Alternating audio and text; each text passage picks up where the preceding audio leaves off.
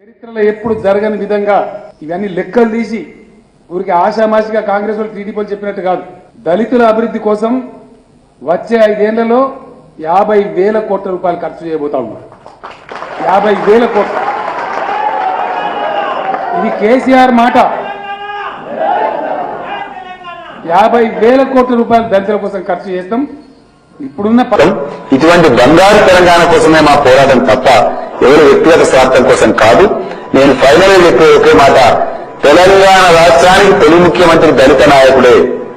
ఈ రోజు నేను చెప్తా ఉన్నాను, ఖచ్చితంగా తెలంగాణ రాష్ట్రానికి తొలి ముఖ్యమంత్రి దళిత నాయకుడే. వాళ్ళకి అవసరమైన పెట్టుబడి ఫ్రీగా ఇస్తా అని చెప్పిన 2014 ఎలక్షన్లకి హామీ ఇస్తే 3 ఎకరాల భూమి వస్తుందని గంప గుత్తగా కారు కోటేసి కేసీఆర్ సార్ ను సీఎం చేసిరు దళితులంతా. ముఖ్యమంత్రి అయిన కొత్తలో కూడా మళ్ళీ ఇదే ముచ్చటే చెప్పిండు.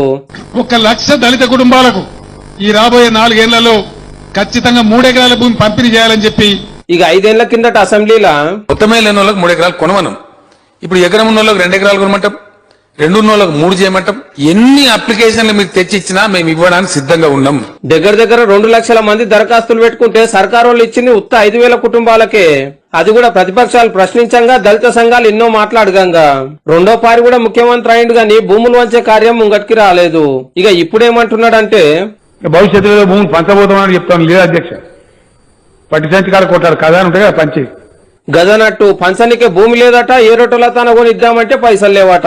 కాబట్టి దళితులకు 3 ఎకరాలు ఇచ్చేది లేదు, ఆశలు పెట్టుకోకూరని ఖుద్దు అసెంబ్లీలోనే సాఫ్ సీదా చెప్పేసిండు సీఎం సారు.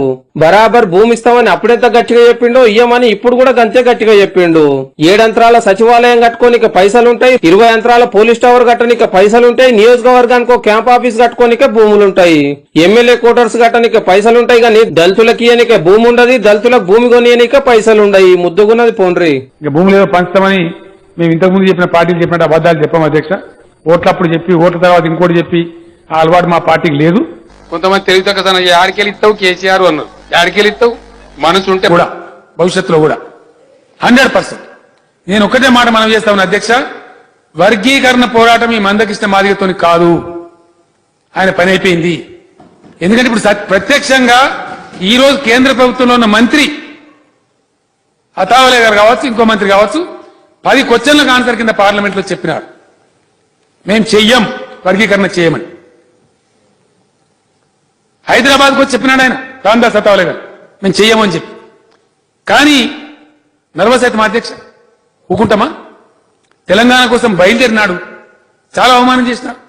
ఇది దోశనా, ఇడ్లియా, వడనా అని అన్నారు. ఊకున్నామా? పోరాటం చేసినాం. ఈరోజు ఆ అంశాలు పక్కకు పెడితే నేను తెలంగాణ మాదిగ బిడ్డలకు ఒకటే హామీ ఇస్తా ఉన్నా. Everyday is not Monday, everyday is not Sunday.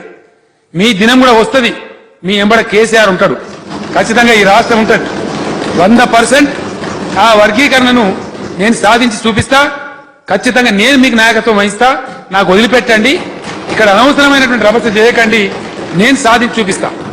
వచ్చే టర్మ్ లో ఖచ్చితంగా ఎటువంటి క్రియాశీల పాత్ర నేను వహిస్తానో ఖచ్చితంగా మీ వర్గీకరణ తెచ్చిచ్చే పోరాటం చేస్తా.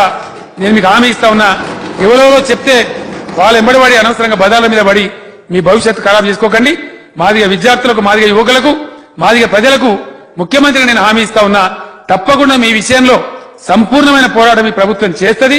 ఖచ్చితంగా మీకు అది తెచ్చిపెట్టడానిక ఆ పోరాటాన్ని ఆపమని కూడా నేను మనవి చేస్తా ఉన్నా అధ్యక్ష.